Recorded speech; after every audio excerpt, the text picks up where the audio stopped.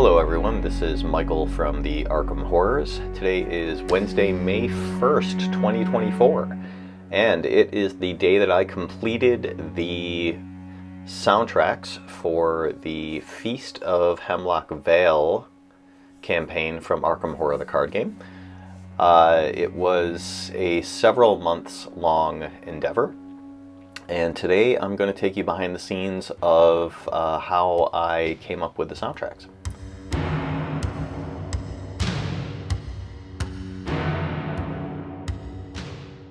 So for those of you who have not yet played the Feast of Hemlock Vale, there will be spoilers all throughout this video. So if you want to keep some things a surprise, you may want to skip this video until you've gone ahead and played the campaign.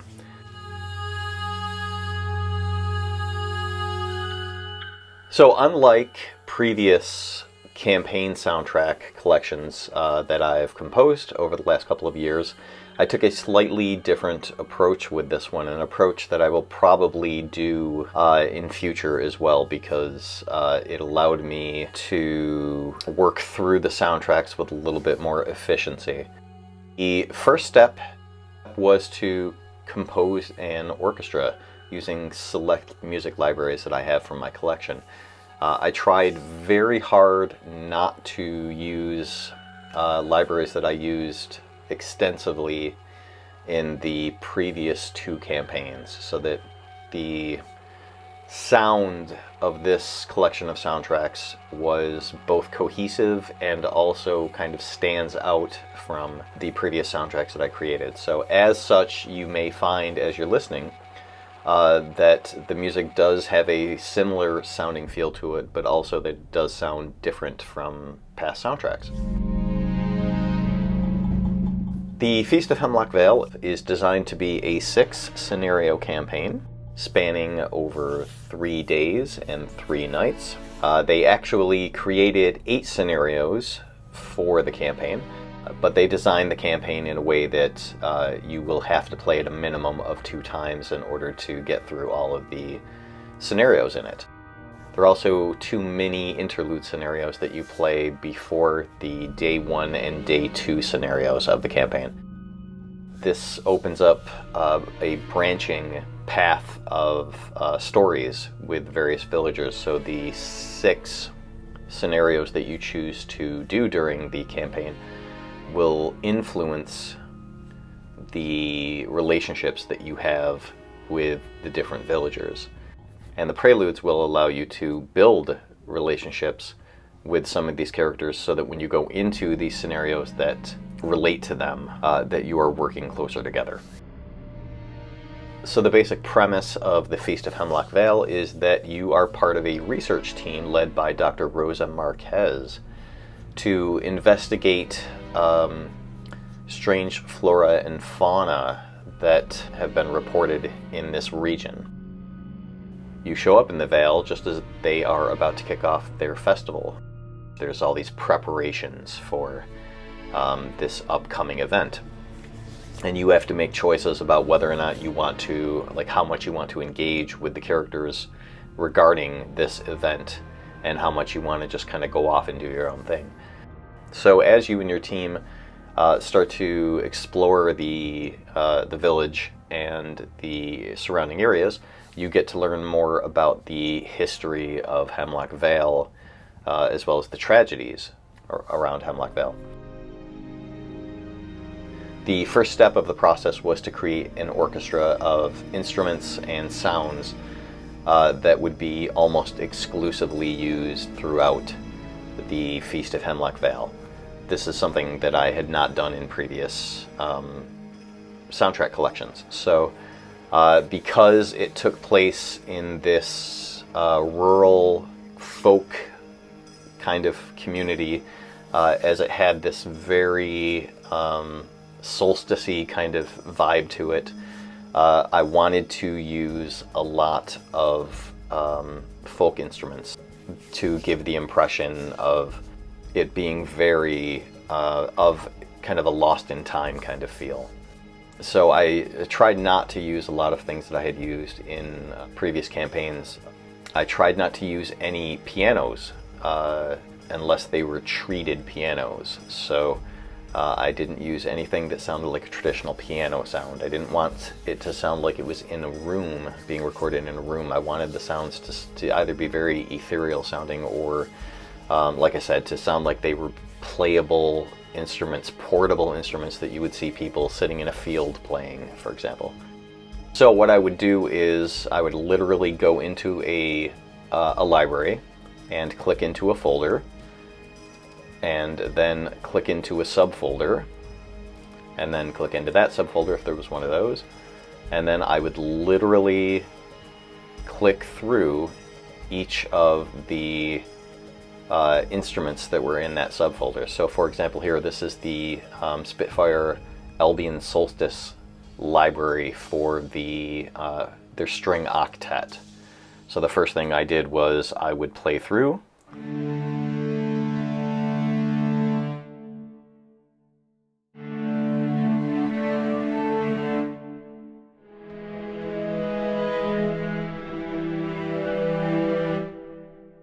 Until I found the ones that I wanted to use, and I would go through each and every one of these folders and find things that I immediately were either like, nope, or yeah, this one sounds interesting, this sounds interesting, this one, no, not so much. So it was quite a process of going through each one of these folders, each one of these subsections, pulling them up, listening to them, and then deciding which ones were a possibility and which ones weren't. The end result was that I had a template that I used of over 500 different instruments or instrument articulations. So for example, this, and I apologize if you're colorblind and you can't see the colors on this, but for example, I tried to color code these by library so that it was easier for me to catch them. So for example, this collection right here from 28 to 55 are all just the Albion Solstice sextet strings.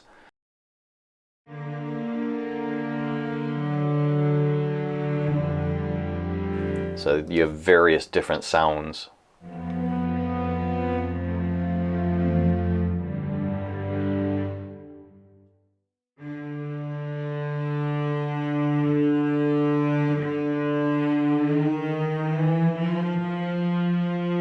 So I have all these various instruments that I could choose from that allow me to do different things. The standout collections in this orchestra are the Spitfireaudio Percussion Swarm collection. So this is a library that's made up of two different types of sounds. You have your standard recorded percussion instruments that were recorded using various techniques. And I've used a lot of these in past soundtrack collections, so I decided not to use the standard for this, although I probably could have gotten away with using some in retrospect. But the primary library that I used in probably every single track, if not every single, in almost every single track, are their warped instruments. And this is a collection of various, it's the same instruments that they recorded naturally, of various percussive xylophones and chimes and animal skin drums and things like that, but they treated them and kind of synthesized them. And so you've got sounds that ended up sounding like this.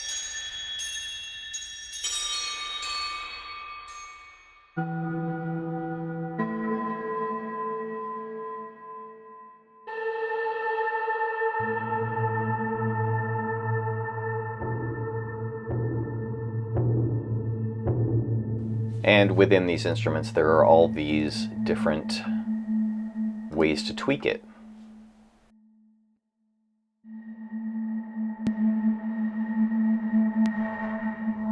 So there was kind of endless creativity by having these available as to use as just kind of like a bass sound on a lot of things, or if not, like a sound bed, being able to use them to punctuate things. The most prominent voice that you'll hear across the entirety of the libraries actually comes from this one right here.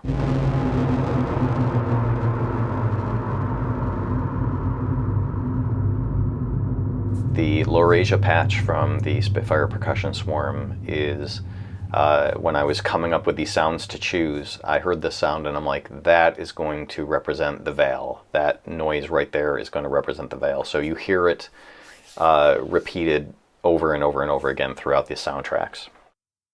And then maybe the next most used library that I found myself dipping into over and over again was the Spitfireaudio Leah Bertucci Extended Vox collection, which is a library of various vocal manipulations made by different vocalists and recorded and then treated. So these were people that are kind of known for doing like vocal gymnastics. So for example,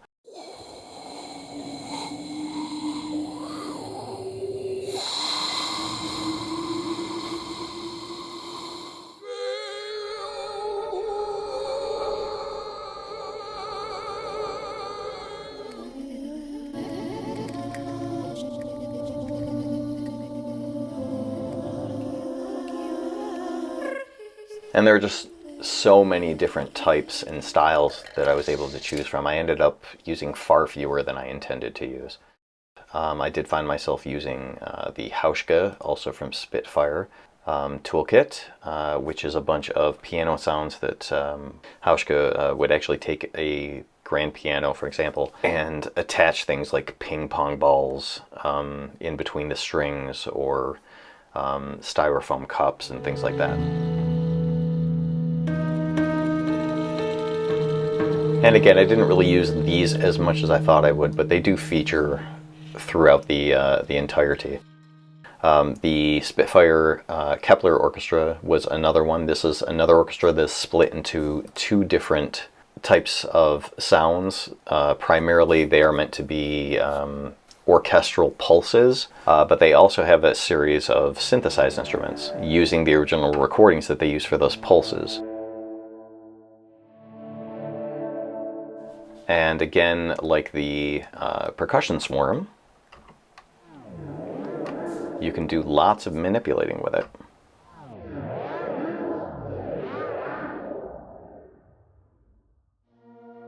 So it was very useful to have stuff like this at my fingertips.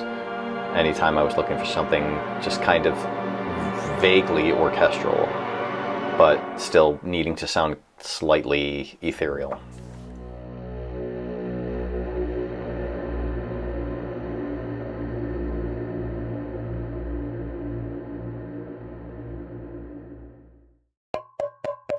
For percussion, I used a lot of loops of organic things.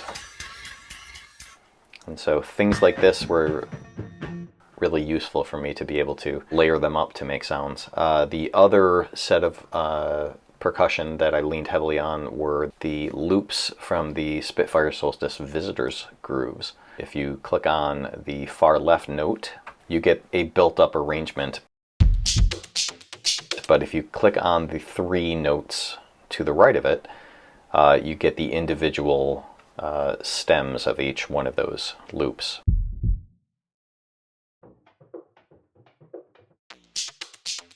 And then play together. So it allowed me to maybe pick and choose this note from the lowest one here, and then maybe go up to the one 2 octaves up, and maybe combine those. So I did a lot of that kind of thing, and I would choose different loops of instruments and things like that, and I would mix it in with just using actual drum kits and programming in my own drums to kind of go with the loops. So as you can see, there are just tons and tons and tons and tons of libraries. I think I said somewhere in the neighborhood of 500 at the very beginning. Actually, I remember I went back in later and I added an additional 200 plus. So it was a library of over 700 sounds when all was said and done.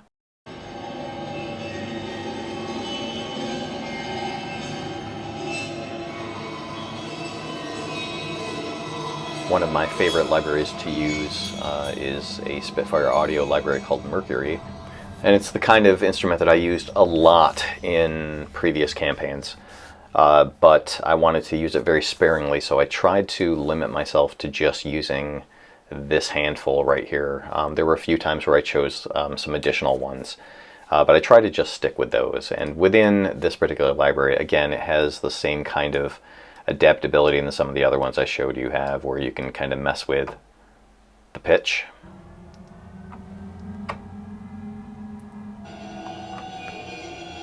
You can oscillate between two different sounds.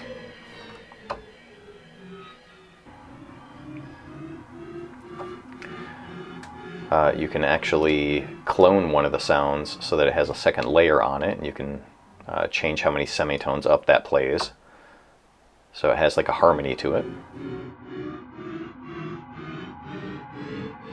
And you can even put a gate on it so that it sounds something like this.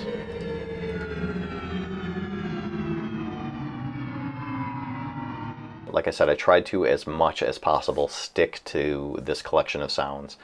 I know that looks like a lot, 700 and some odd sounds, but I actually have probably 4 times this many. And like I said, a lot of these, like for example, you know, all of these, you know, are actually technically one patch in a much larger library. It's just I took all of the various articulations. So there's 1, 2, 3, 4, 5, 6, 7, 8 articulations in this one patch, and I laid them out separately so that I could go back through and just click into it, push a button, click into the next one, push a button, click into the next one, push a button, and see which ones sounded the most suitable for the sound that I was trying to go for. That was the first step, and that took about 2 days just to trawl through my collection of sounds and find all of the various instruments that I wanted to use and all the various articulations that I wanted to use.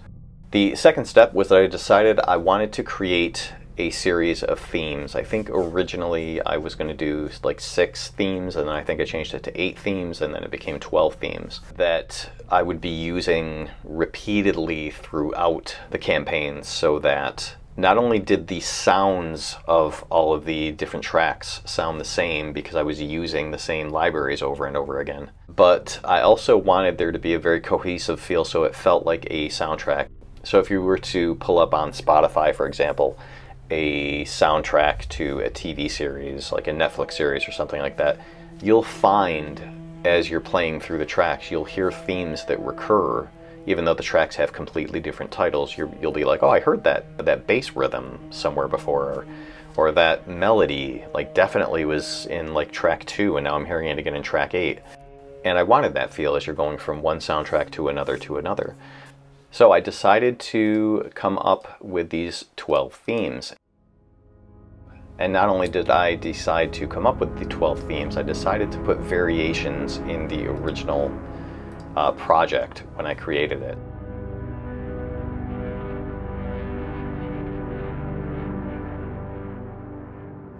So we've got these 4 chords here. And in typical fashion, the first thing I do after I come up with a chord progression is then I start layering it.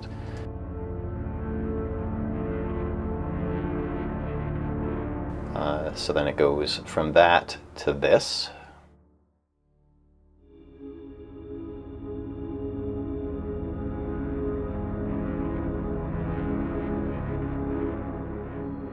And then it'll keep layering and keep layering and keep layering, and then I'll break it down and kind of stretch it out, add a different, like a counterpoint over it sometimes. But in this particular case, what I kept doing was I just kind of kept working on the same things over and over and over again and experimenting with different instruments. So, for example, here's the same chord progression.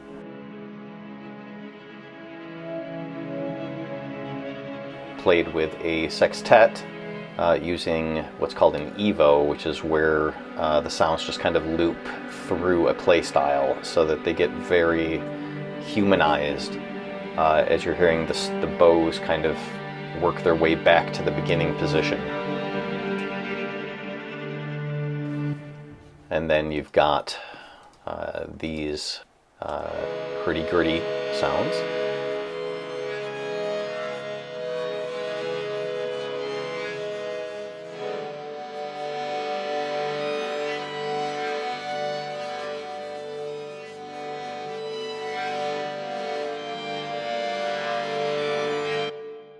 So here's the chord progression with some percussion as well.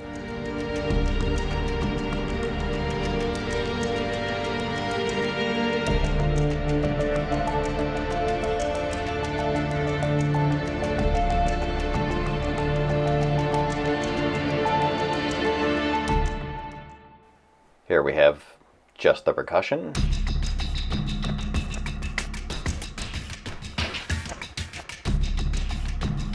And here we have a highly synthesized version of the same thing. That's using the scoring acoustic guitars from Heaviosity and Heaviosity's Evolve 2 percussion collection.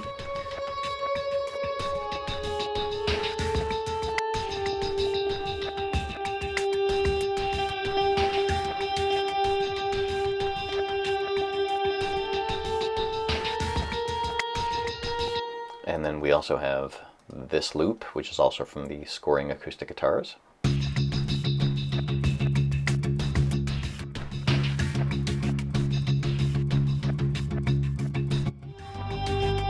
So, by using these 4 tracks together here, they can be their own variation on the theme.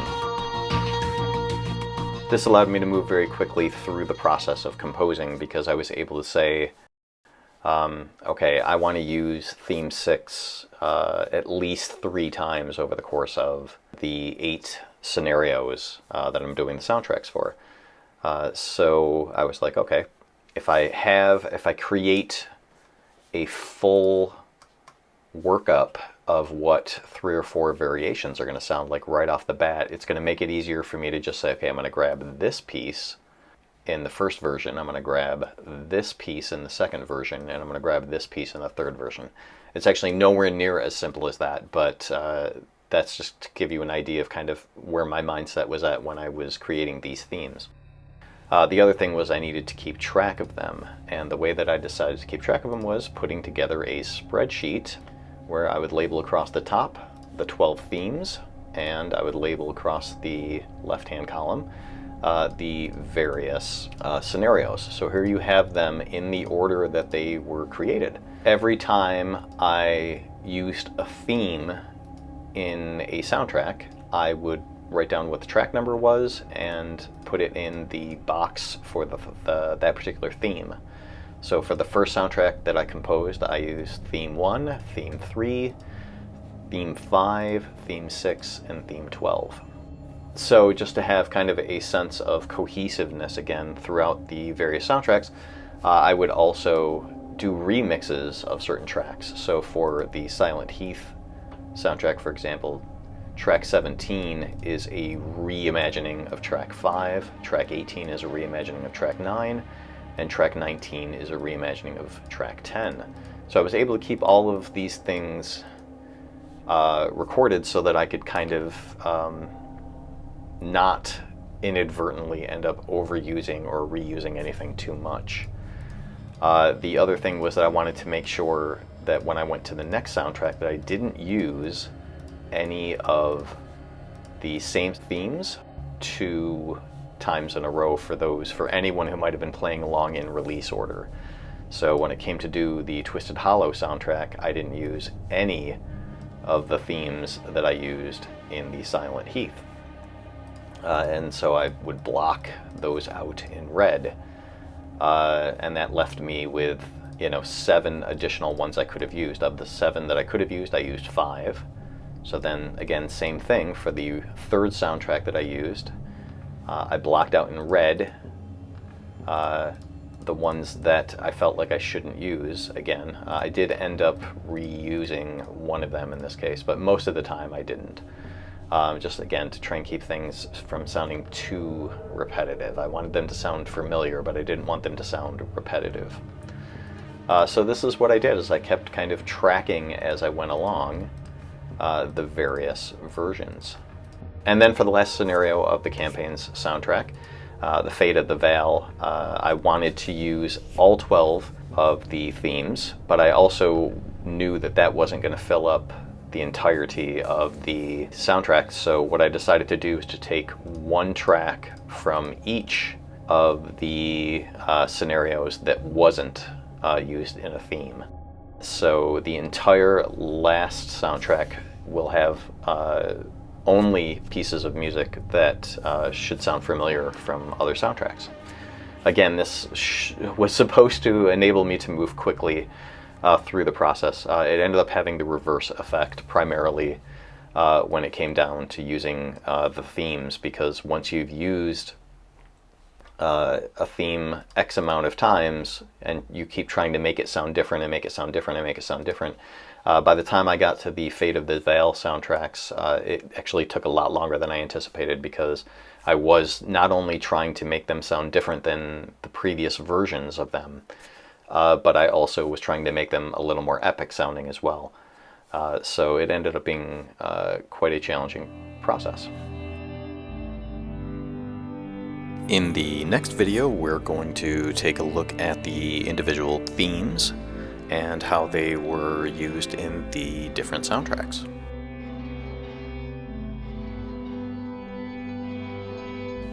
So to celebrate the fact that we've now got 100 followers on Facebook, I'm doing a giveaway. I'll be giving one copy of the original core set away to one of the followers on Facebook on June 1st. So all you need to do to be eligible for the core set is to follow me on Facebook, find the post where I've linked this video, and leave a comment saying what your favorite campaign so far has been. And on June 1st, I'll be picking a winner at random. Again, you do have to follow me as well as comment with what your favorite campaign is. And the winner will be posted on the Facebook page on June 2nd. Thanks, guys.